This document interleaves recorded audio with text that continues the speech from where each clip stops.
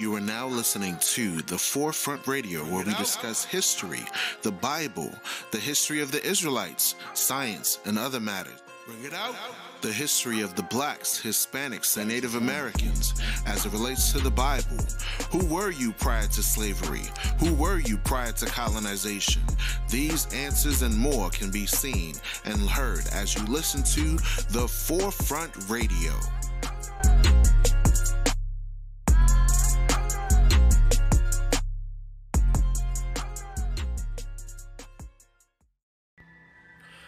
Thank you for tuning into the Forefront Radio. I'm your host, Afio Levi Israel.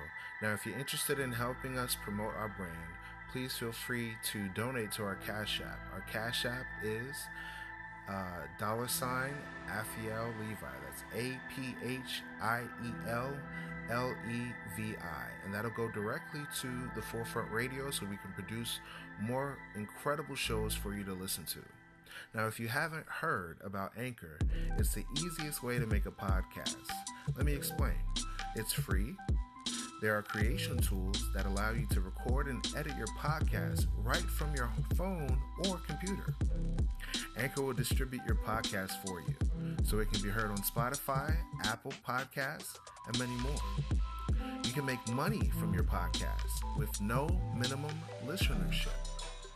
It's everything you need to make a podcast in one place. Download this free Anchor app or go to anchor.fm to get started. Thank you. You are now listening to The Forefront Radio, where we discuss history, the Bible, the history of the Israelites, science, and other matters. Bring it out. The history of the blacks, Hispanics, and Native Americans as it relates to the Bible. Who were you prior to slavery? Who were you prior to colonization? These answers and more can be seen and heard as you listen to The Forefront Radio.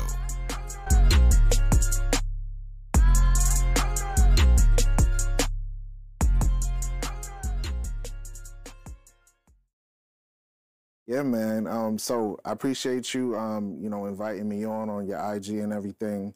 Want to get a good, engaging dialogue with you and everything.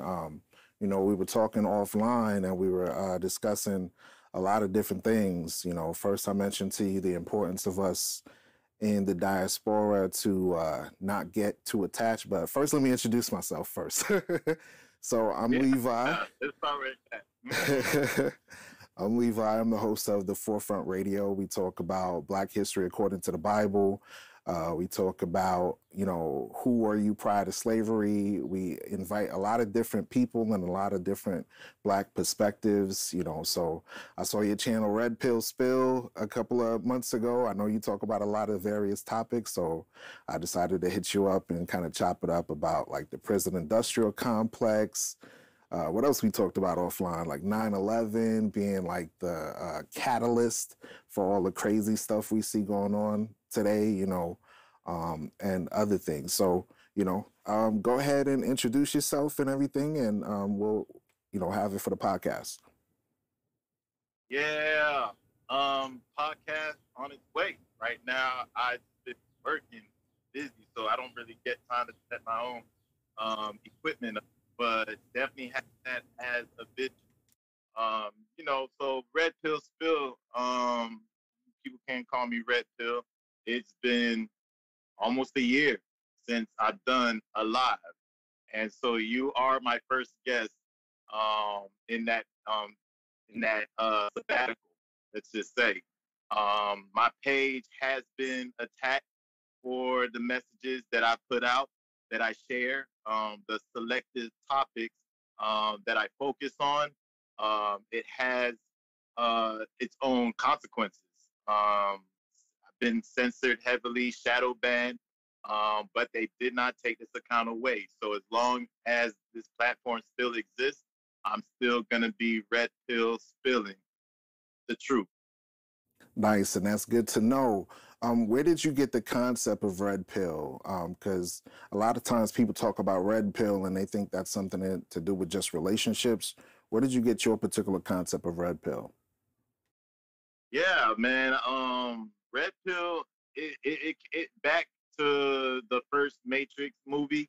That's really what I was a fan. First time I saw Matrix, I believe I think I was like 14 or I was like 15 when that movie came out. And that's a long time, man. With your old ass. Right, right. Without giving up my age, Right, you know.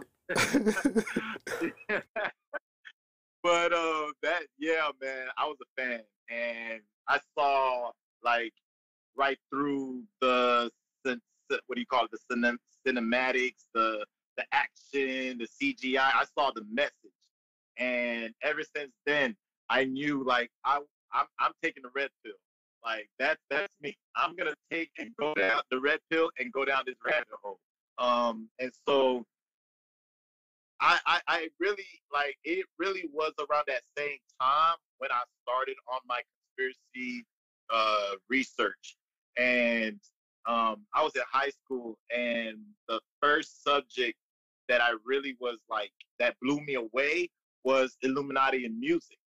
There was a DVD that was going around that same time, and it was a guy, a Christian pastor, that was preaching about the Illuminati in the music and the hip hop, and that's really got me started. And shortly after that, when 9/11 happened, I didn't have the same reaction like everyone else did.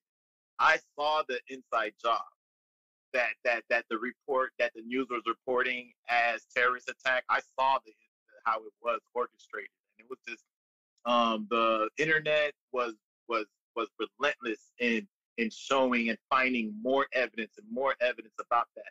So that really led me on my first rabbit hole, you know. Um, and then I witnessed my own exposed like I had my own experience where I saw in my own personal life the true nature of our life in America, in the system, because I got caught up in the system. Another red pill moment for me that opened my eyes. And from there, it triggered anger. And then in my path, I chose to channel that anger into truth telling. And so there came the day I had to find a name for this page. And um, antidote. Why is that Matrix had nothing to do with relationships? Why is Red Pill all into this NG Toast pages? So I felt like, yeah, I'm gonna have to use it appropriately. Like this is for truth telling and truth telling only. Right. And I found that kind of funny because they started trying to use this major concept of the red pill and switching it over to relationships of dudes, having issues with their spouses and, which is a good kind of niche to get into, like the dynamic between traditional women versus modern women. There's a lot of BS going on with our sisters that really need to, like, feminism really like messed up our sisters, but that's another topic. I wanted to ask you, like, what was some of your experiences that you see? Because, I'm currently going through like legal issues with the system as well. And I realized that there's a lot of stuff going on behind the scenes that don't necessarily get discussed on these type of platforms. You usually get like barbershop talk where brothers be talking about some of the stuff that they had to go through, but it's never, we don't like to show the shady side of Babylon the Great. You know what I'm saying? So there's a book, right, called The New Jim Crow, right? It's a book by a lady by the name of, what's her name again?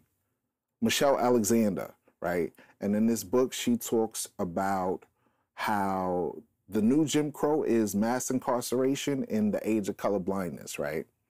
And I wanted to read a quote real quick. It says, one of the most influential books of the last 20 years. This is by Chronicle of Higher Education.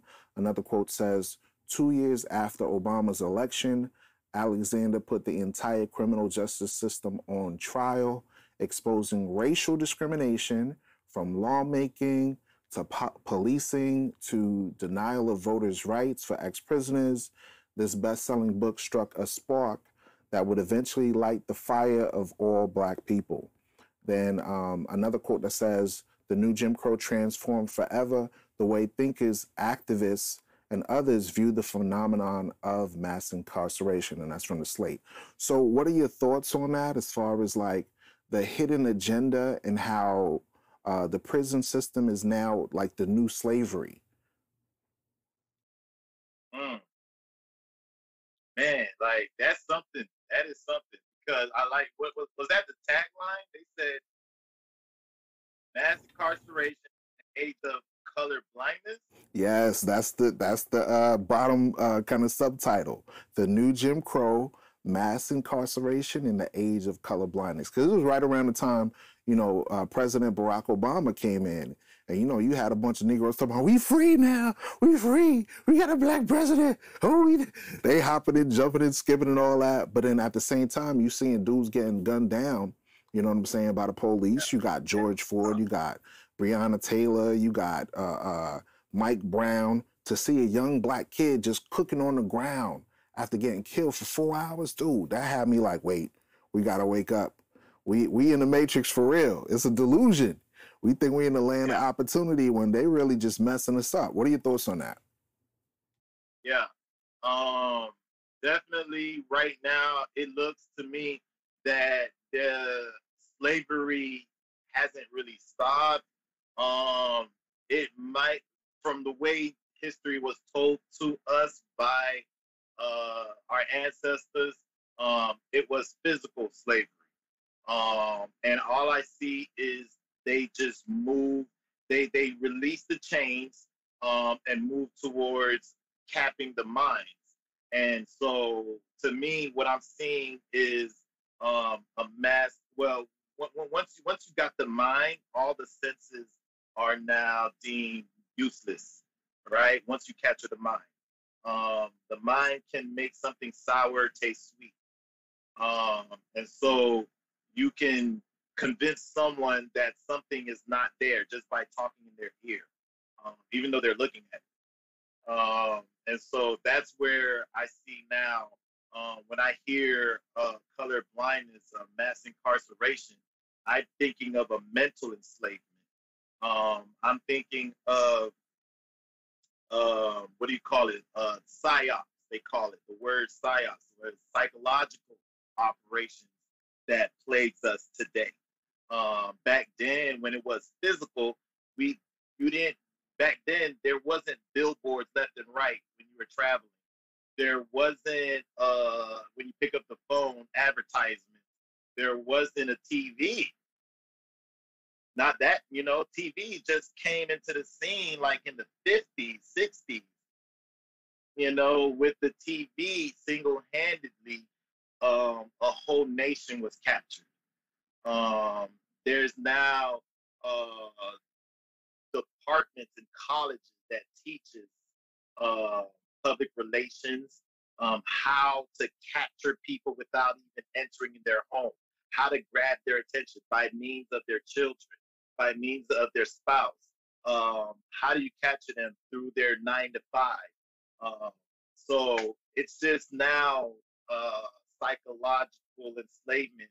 Now with not just movies, where it shows how it's cool to play bad cops and robbers, but they also have it in radio where it's a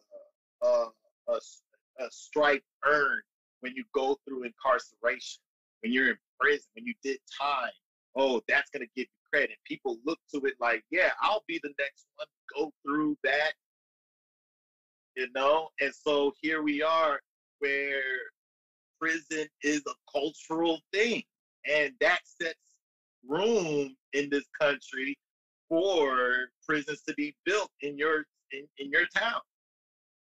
That's heavy what you're saying. The reason why I say that's heavy, because it's going back to that analogy that you gave earlier about the Matrix, right? Black folks nowadays, we're deluded because we now welcome prison culture where it's looked good. It's looked good upon to be a thug and a gangbanger and all of that, as opposed to being a doctor or a lawyer or a musician or a teacher or someone that is doing something involved in the political arena to help their people, you know, real estate investment, you know, those things are looked on. Oh, you lame. You trying to buy a whole bunch of properties in Africa? Nah, bro, let's go to the block and let's bang. You feel me? So that type of situation is crazy.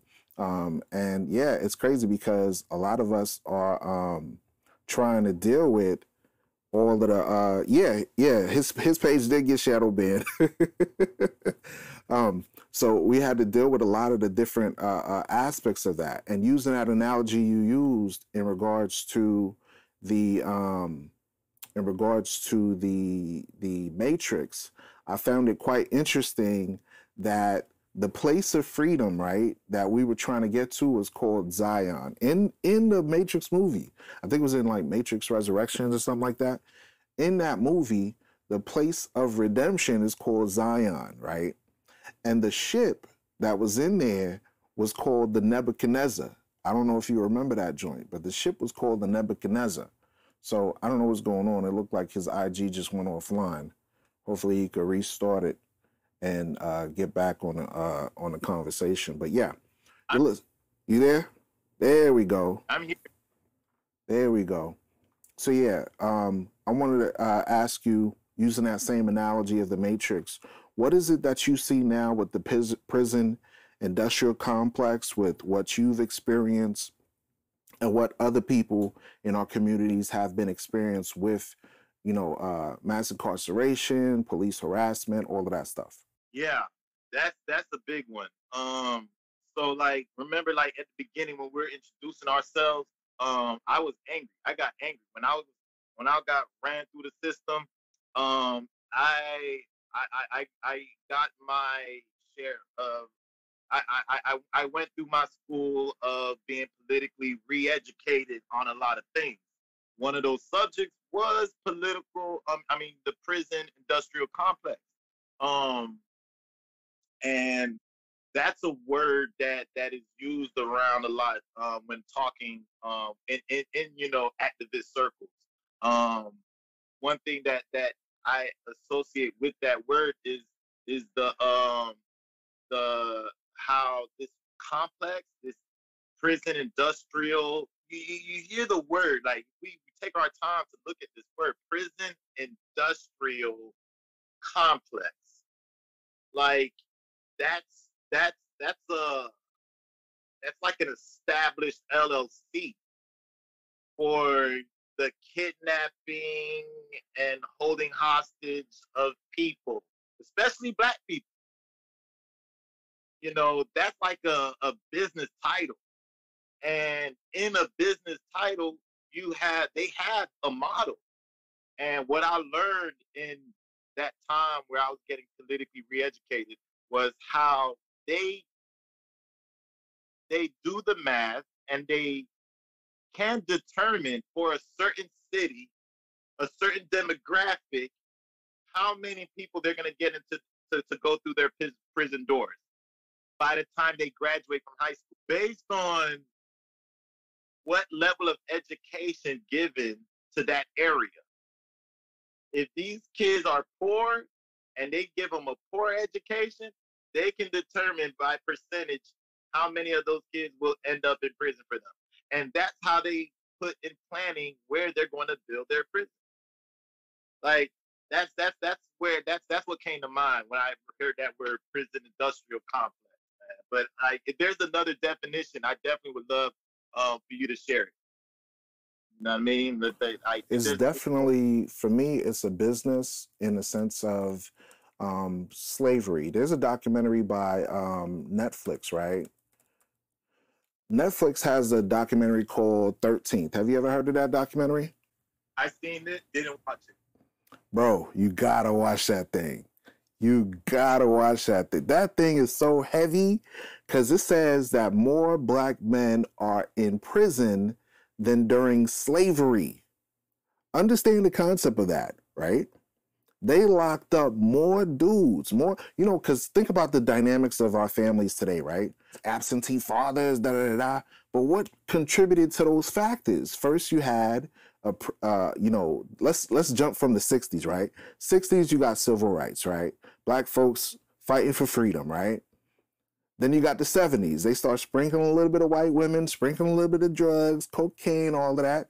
Then you have the 80s, right? Now it's full on, drug culture, people that's junkies and all that stuff. Then you got the 90s. Now they got this war on drugs. But the war on drugs was the war on minorities, war on Black and Hispanic and indigenous populations. You feel me? So when you look up the actual definition of the prison industrial complex on Merriam-Webster, it says definition: the profit-driven, look at the verbiage, the profit-driven relationship between the government, the private companies that build, manage, supply, and service prisons. You might as well just say labor camps or you might as well say plantations. You understand? Wow. Because think of Nazi Germany. The franchising of incarcerating. Yes, exactly. Exactly. Then it says, and related groups such as prison industry unions and lobbyists. So that means you got political figures lobbying, passing laws, making rules and regulations to say, you see these folk that look like him, you see these folk that look like that, let's lock them up. Let's they're violating states' rights, so let's get them making money. Yeah. Making money off of us. That's why there's a decrease in men population, trying to have marriages and families established. They ripped most of the men out of the Black community, and now people like confused, like, why is it that Black men aren't in positions of power? Well, what was the factors that led to the decline since the 1950s till now? You see what I'm saying? Where men were entrepreneurs, employers, doctors, lawyers, all of that. And now it's like, what do you want to be when you grow up? I want to be a rapper. What the hell? Right. You know what I'm saying? Yeah. So I wanted to ask you about that. What are your thoughts on actually speak on some of your experiences dealing with this whole court system and how grimy they dealt with you. Go ahead. Yeah, man. When we were talking offline, man, I was telling you what something I share with people is when you want to know the spirit of a country, it's one thing you can see it on TV, but to really know it intimately, visit their courtrooms. Whatever country you go to, the one way to really understand what their, if every country had a personality type, how you could see it is in the courtrooms. And that's me. When I went there, when I was locked up, it wasn't, the crime was not even criminal, right? I call it the crime, but it wasn't even really criminal. It really wasn't. And yet I was, from start to finish, I was made to be this bad guy that I felt like I was about to have my day on the gallows where my head would get cut off. Like, I felt like, even though I know there's this thing called bonding yourself out, and probation afterwards, to be very honest, as a first timer that to go through it, it felt like, man, for doing almost, something natural, it really made me feel like I deserve a death penalty, man. Like, people know when you go to jail, man, how it is. You're not gonna get the best food. You're not gonna get medical attention. You're gonna be thrown into a cell that's tight, small, and crowded, amongst other people who are also stressed in their own life and freedom. And whether they're gonna get out, and things happen in jail where you gotta fend for yourself, and it feels like you're not only fighting for your freedom on the outside, but you gotta fight it here on the cell block. It's a bad environment. You know what I mean? Wouldn't want no one to go through it. But to talk more system about it, when I saw my lawyer bringing a gift to the prosecutor, my own attorney, I said, "Oh, it's over. It's a wrap. It's a wrap." Oh, wait a minute. Say that. Wait. Say that again. So you're telling me that you talk to your attorney? They're supposed to represent you. They're supposed to have your back, but you literally saw. Say that again, bro. Bro, I'm sitting there in handcuffs and uniform, waiting for my attorney to show up and represent me. He's running in late, but when he gets there, it's the first he does is beeline to the prosecutor's table, hands her a gift, and kind of like whispers something in the ear and a pat on the back like they're college buddies.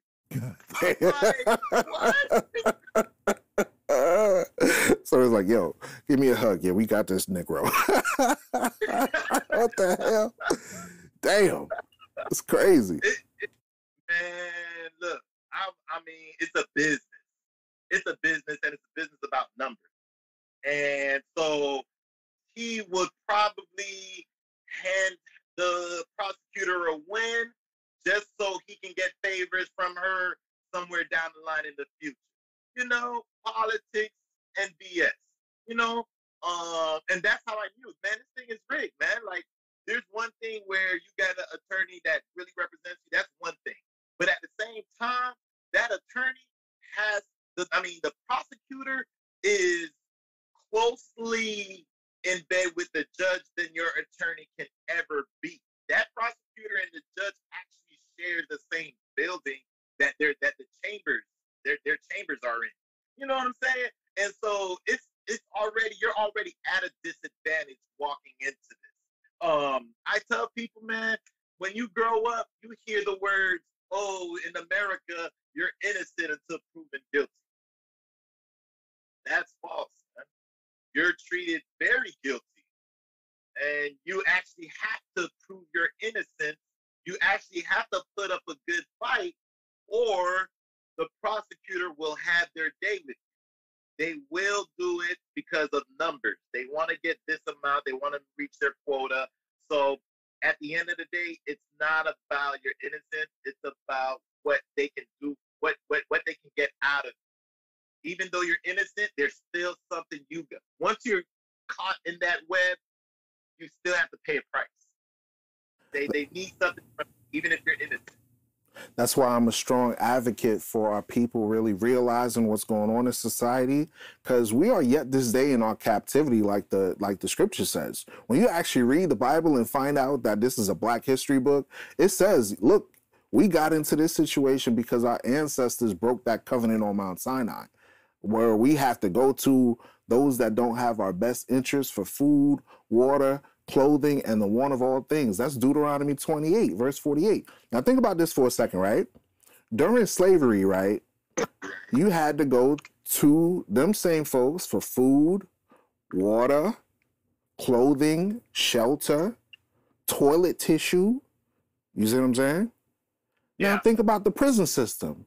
You got to go to them same folks for an attorney that's used, you know, with that, like you were just saying, they're having lunch with the damn prosecutors and the judge. I literally saw, because I had to go to court recently, right? I literally saw the judge of the court going and having lunch with the prosecutors, and the judge herself was a former prosecutor. So I'm like, how can I have a fair system where the person was employed for the sole purpose of putting people in prison, and now they're in a position where they have to discuss particular cases, and they're sitting down with the prosecution, having a good time, joking around. I'm like, hold up, wait a minute. So the industrial complex is a true situation. That documentary 13th, that's a must watch for every so-called Black person in America, because it shows you we're still in captivity. Slavery didn't stop, okay? Slavery didn't stop in the 1800s. Slavery didn't stop when we got your quote-unquote civil rights in 1960s. Like you were mentioning earlier, our parents still are living from the civil rights era. Our grandparents, our uncles, our aunts, like my peoples, they was born in the 1950s. So yeah. Intro era. It depends on who you talk to. Someone will tell you, "Oh, you're talking of the past. That's old news. Come on, man. We're in 2022. Like that number comes with some special access to a different reality." Niggas on the Jetsons. Right. Some people, they will find anything, man. I understand the past is ugly. You know what I mean? And you don't want to have that discussion just anywhere and everywhere with people. It makes them uncomfortable. I totally get that. But we got to understand 1960s, the survivors of that era are our uncles, our aunts, our fathers, our mothers. That's the thing. We were not looking at the fact that we're only one generation apart or two generations apart from that era. This is not a new day, people. We just went from Monday to Tuesday. You know what I mean? It's just we're still in the same week. You know what I mean? Like it might be a new day. It might be a new day. Let's give it that. The laws have changed, but it's still in the same week. Yeah, definitely. I think a lot of us are in la la land when it comes to what's going on with our people. You know, cousin Ray Ray done got jammed up. What happened with him? Oh, nah, he got into some stuff, whatever, you know. Well, is there any proof of that? Not necessarily, but, you know, the government said he did it. So, you know, we just got to deal with it.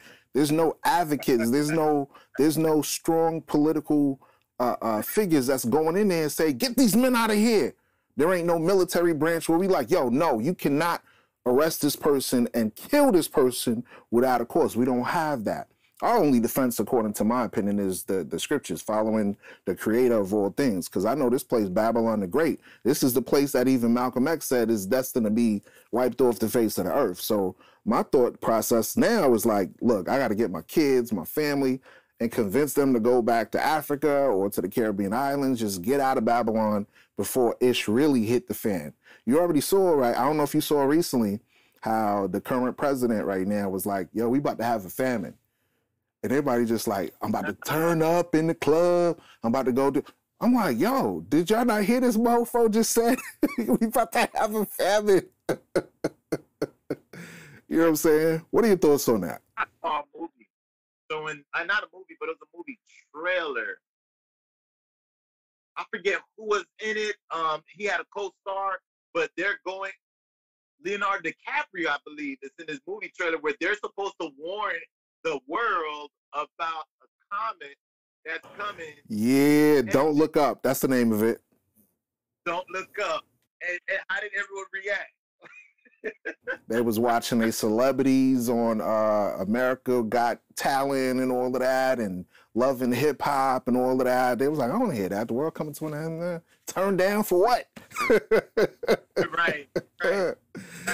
Sad situation, man. Are people really blind to that though? Because, you know, I would say right now, being that you understand what's going on, it's important for us to like advocate for our people and let them know on Instagram, on Facebook, on YouTube, and all these things that we do have. Look, be prepared for this when this hits the fan. You know, if you could have your own garden, if you could start stocking up on different items that you can set up for your family, whether it's water, whether it's getting solar panels, generators, whatever the case may be. If, like I always say this, if the so-called plan demo didn't reveal anything as far as the lockdowns and as far as all of that, we're set at a disadvantage when it comes to global events that happen to us as a nation of people. So it's best to be prepared and spiritually minded for those things, so we can help, you know, our people to work as a collective and a unit when ish hit the fan. You remember in 2005 when Hurricane Katrina happened? You remember that? How brothers was on rooftops and stuff, and I remember distinctly Kanye West was like, George Bush don't care about black people. And it went over everybody's head. Everybody was just like, well, you know, back to your regular scheduled program. But me, I paid attention to that. So what kind of global catastrophe can occur where we're left in the dark? We're left in, you know, not being able to do anything about it. Another example of that is, you know, the whole Ukraine situation, right? Where so-called Africans are there in a European country trying to get out, and they're like, y'all Negroes, get off the bus, get off the bus, get off the bus, get off the train. We're going to let the pretty white girls get out. I was like, yo, y'all don't see that. Y'all don't see that. What the hell? Y'all don't see what's going on? Will be left behind. This is a perspective. You know, America's story is one of kidnapping and stealing of the land and the massacring of the natives.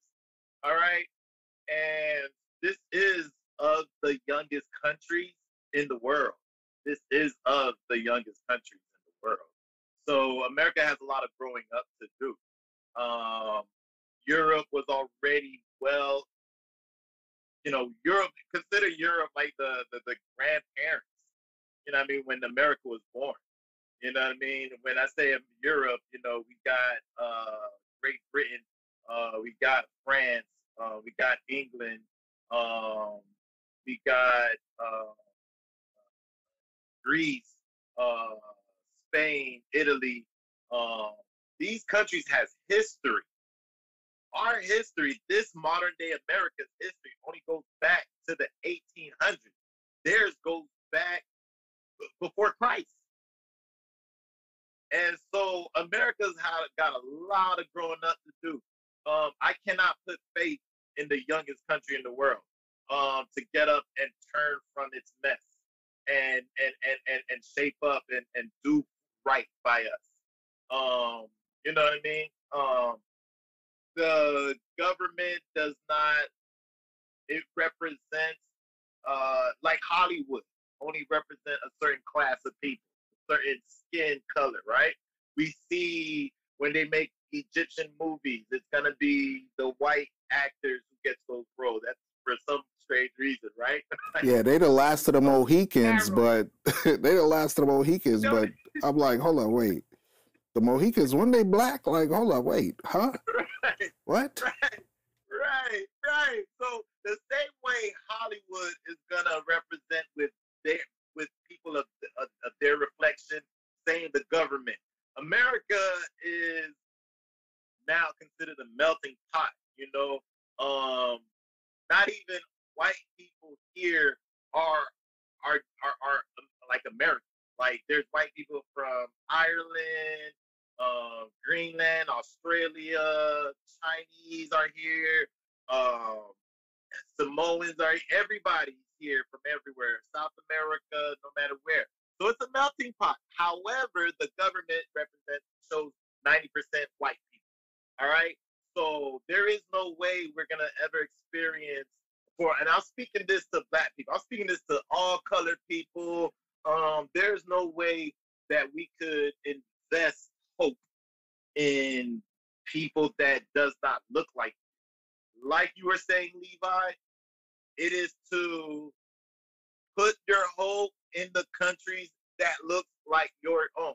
And I'm not just speaking of just ours now. I am now saying, hey, Irish folks, hey, Colombians, hey, Chinese, Japanese, Koreans, you know, you have a country that actually represents you. So you left that to come here, and now you want to fight for something that's yours, like Levi was saying. And this is just an encouragement. Seek shelter with your own. Like, you know, there is nothing wrong with talking to your family members and trying to get them to return back. If you feel like there is too much disadvantage for you and yours, You have a motherland. You have a mother home. And so this is more of a message of I want to bring back hope. I want to bring back a reason for people to feel safe, to feel good again, to feel in a land where we are considered minorities. I want to bring a message where to people can still feel empowered. I want them to be reminded of that you have a motherland. Everyone in America, this melting pot has a motherland. Yes, we suffer the days of the modern day Jim Crow, but make no mistake, there is a door, and that is the good news. And I'm glad that you mentioned that, because we as a nation of people have to work as a collective and think smart on what we're doing, because yes, there are other areas where we can go and develop as a nation of people and not trap ourselves and limit ourselves by staying here in the land of bondage. Even, some of the ancient prophets would write about how our eyes would yet fail for our vain help. In our watching, we watching for a nation that could not help us. So America already showing you that they're not trying to help you. We got to gather together for ourselves and inspire others to say, hey, instead of being simple and paying $1,000 for 900 square feet, how about you go get some land over there in the continent, sprinkle a couple of houses on there, you know what I'm saying? Get your generators, get your solar panels, get some water, you know what I'm saying? Build crops, and you don't got to pay rent no more. You don't got to pay mortgage no more. Why pay $300,000 for an entire house that's a 3-bedroom, let's say 5-bedroom, 3-bath for $300,000, right? And then all of a sudden, if you can't pay the taxes on it, the government's like, we're going to relinquish your property. I'm sorry you can't pay, but you got to go. But I've been paying for 15 years. I don't understand. No, you're stupid, because you got to read the fine print. It's not yours. Especially the fact that we as a nation of people, every time we try to rise up from Tulsa, Oklahoma to Redwood, every time we try to rise up, what do? They kick us down. They're like, yo, I don't care if you're trying to be a doctor. I don't care if you're trying to be a lawyer. I don't care if you're trying to build yourself up as a race of people. We don't want to see black folks on top. So they're showing you through their actions. It's not a matter of just rhetoric. It's not a matter of, oh, we love everybody. So why the hell, whenever multiculturalism is involved, black folks at the bottom? riddle me that.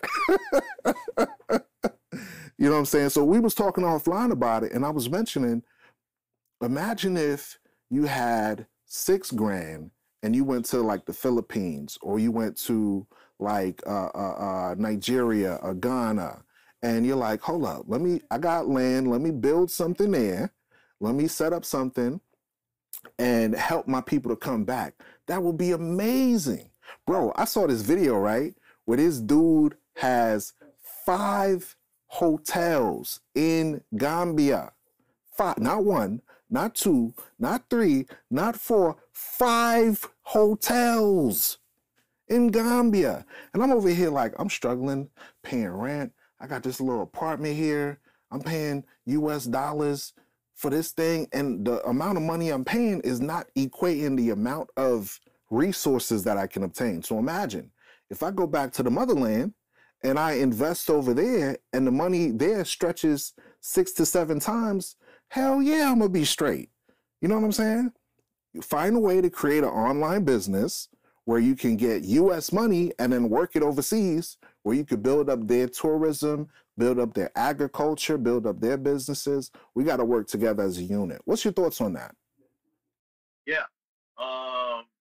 This is definitely something I would say is that golden ticket. It's like when you find your way back and you have land. Land is the true currency.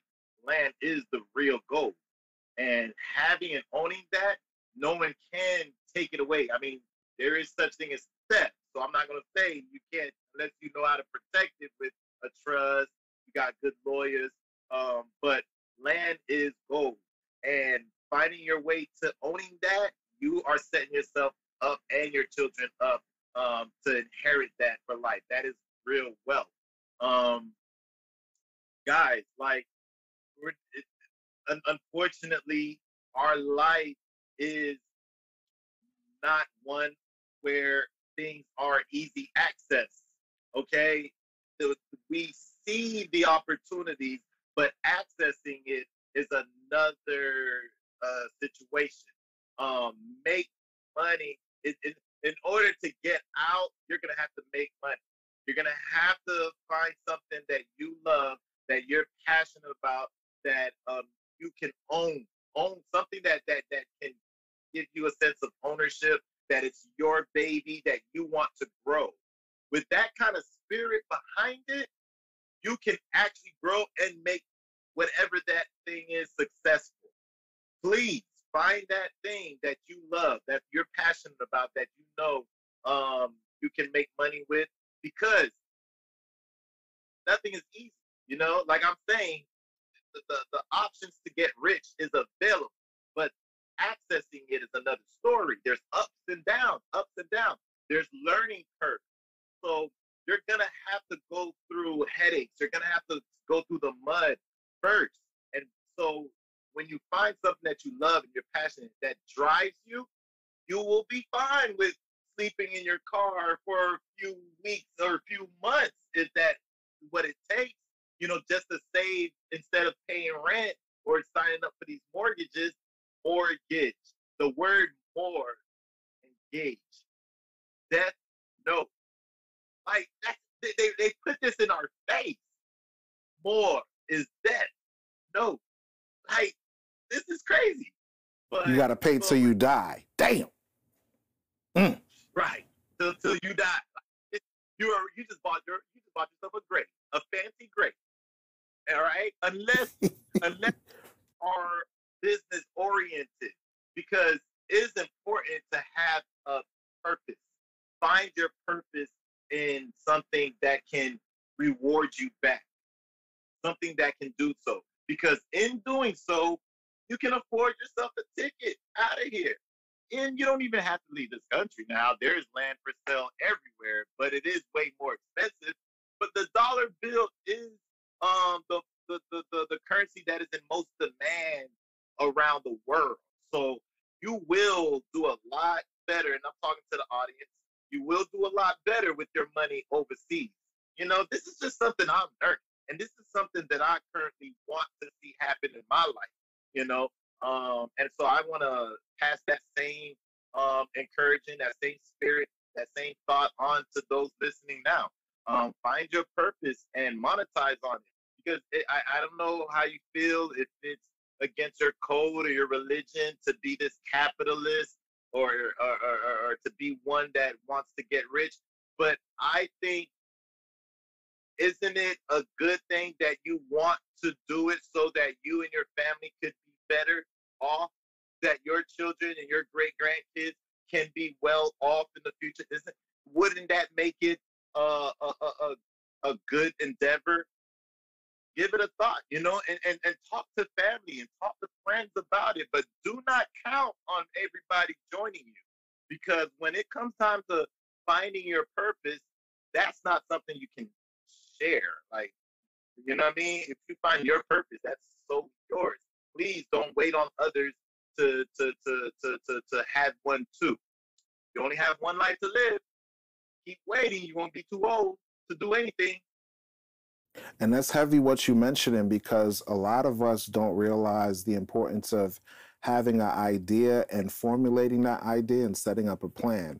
So I'm a strong advocate for using your critical thinking skills on what you're going to establish, how are you going to do it, using something that where you can network with the peoples that are in overseas territories, and garner your resources together. You know, I have made a post on Facebook where I mentioned, why would you try to set up a susu? Why don't you just set up a private network bank and circulate your money between, you know, peers?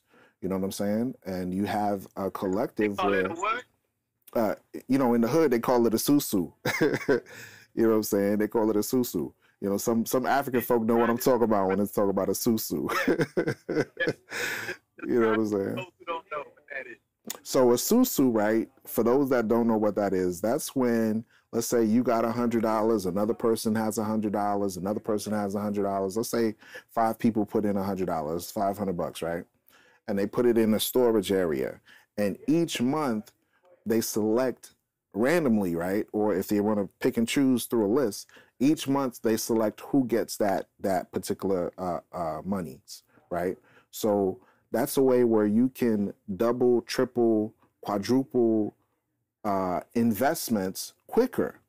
So now instead of doing that, right, that people do, automatically, set up a trust fund, set up a bank, set up something where it's private people that are investing in it, people that are like-minded, not, you're not dealing with a crook, you're dealing with people that you trust, people that you have been build bonds with and relationships with that have your best interests at heart.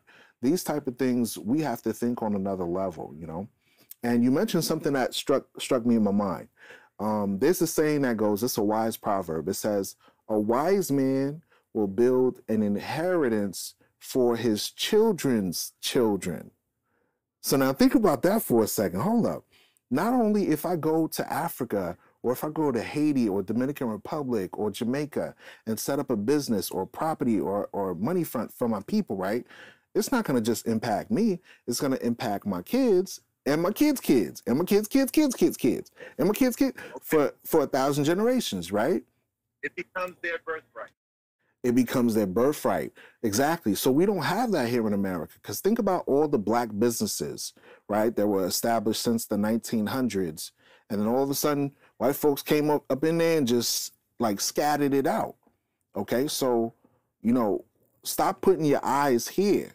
Start thinking overseas. Start thinking working with the black diaspora as a whole. Because I always say this, because it's like right now you got this brainwashing where people still divided.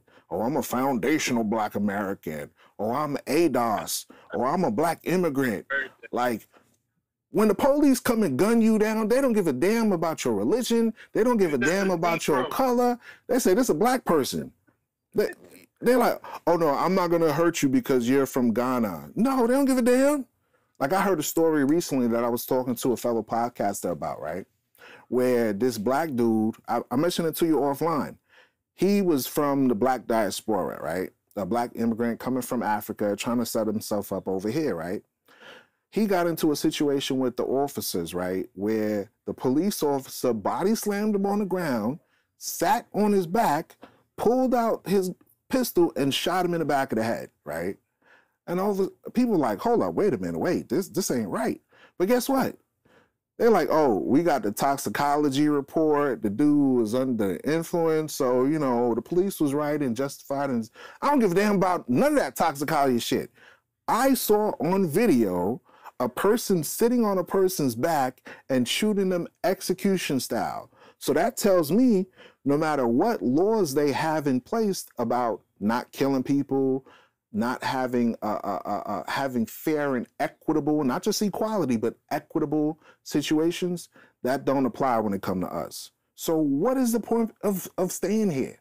I don't like it here. I don't like seeing this happen to my people. So I'm like, yo, we got to go. We got to go. We got to go. Let Russia have his business with America. If Russia decides and say, right, this is a thought that comes to my mind. If Russia or China or Korea or whatever comes and says, press the button, and Putin is like, press the button, right? And they go over there and press it. Black folks gonna be like, oh shit. White folks like, I got my underground bunker, I got food, I got this, we got planes, we could go. Black folks like, go down to Houston and go to Magic City in Atlanta and twerk. Niggas is stupid. They balling outside. Get a champagne. Right. So I just wanted to say thank you, man, for, jumping in the conversation with me and chopping it up on this particular topic. If you had anything that you would recommend for any people that is dealing with, the prison system right now, what advice would you give to our brothers, to our sisters, to our people dealing with these issues in America? What advice would you give? Those who are incarcerated, man, I mean, I don't know if they're going to be able to see this message. But you're in a dire situation.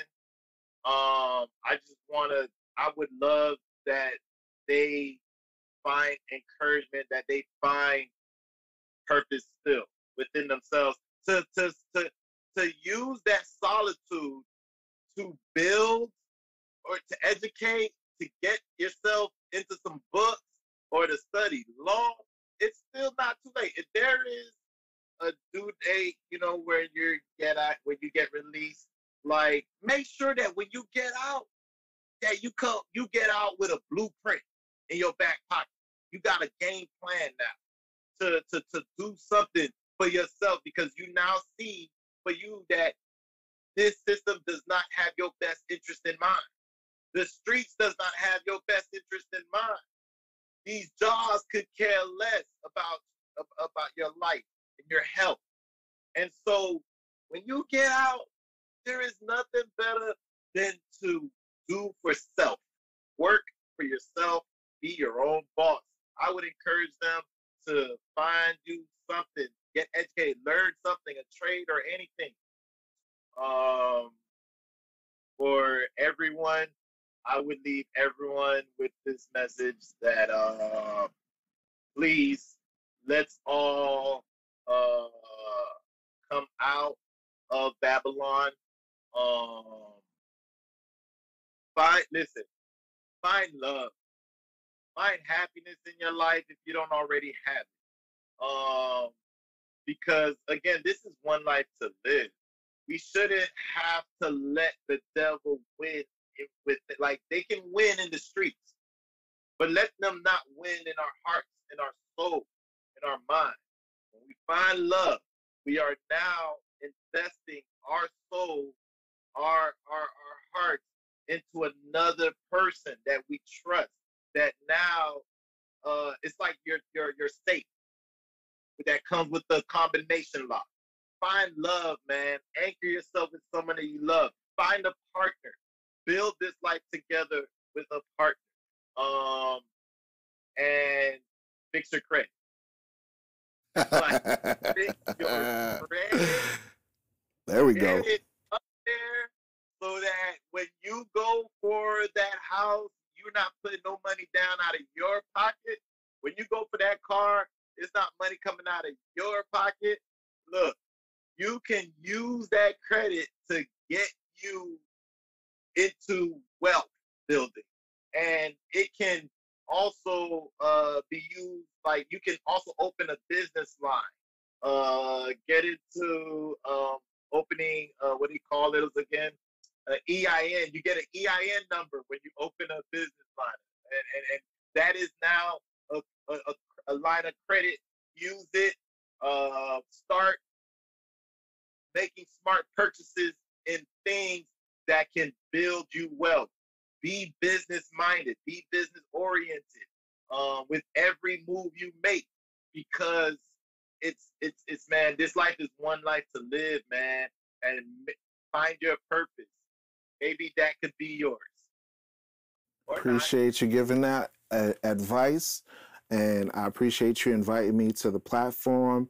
I wanted to touch on something that one of the commenters stated, and it's vastly important for us to also make sure we connect to the creator of all things, the Most High.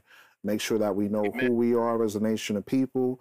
Make sure we know what our purpose is, so better ourselves mentally, spiritually, physically, and then financially. Because if you know who you are as a nation of people, if you know how our ancestors conducted themselves and how to better our walk with the divine of all things, then everything will realign itself. You know what I'm saying? So appreciate you inviting me to your platform. I am Levi, the host of the Forefront Radio. You could tune into the Forefront Radio by typing anchor.fm/the Forefront, TheForefront. I got a YouTube channel. I also got the Forefront Express. Yeah, I'll type it in the comments real quick. Anchor.fm/the Forefront. And then you could also click on my logo, and then you'll see the profile pop up for that. What we normally talk about on the Forefront Express is the Forefront Radio. We talk about Black history according to the Bible. We invite different guests like my man Red Pill Spill to come in and chop it up and discuss some life experience as a Black man in the diaspora, as a man, that is spiritually minded now and awakening to a lot of things and exposing a lot of things that's going on. We have authors, we have doctors, we have health clinicians, artists, everyone in the Black diaspora that can come in and give input about how to better and help. Hey, my friend, you have just listened to the Forefront Radio.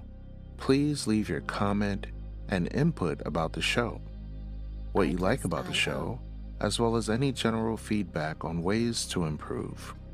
We need your help to acquire new equipment to implement studio quality video and audio to our friends.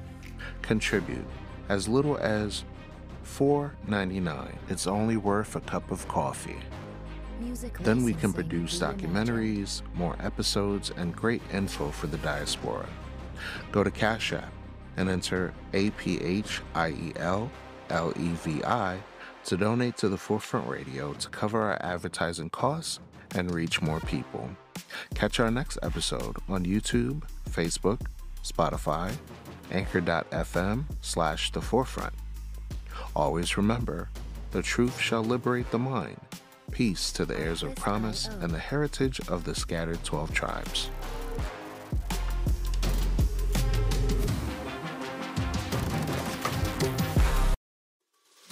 Hey, my friend, you have just listened to the Forefront Radio.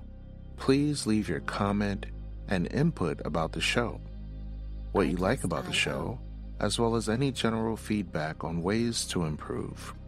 We need your help to acquire new equipment to implement studio quality video and audio to our friends. Contribute as little as $4.99. It's only worth a cup of coffee. Then we can produce documentaries, more episodes, and great info for the diaspora. Go to Cash App and enter APHIEL LEVI to donate to the Forefront Radio to cover our advertising costs and reach more people.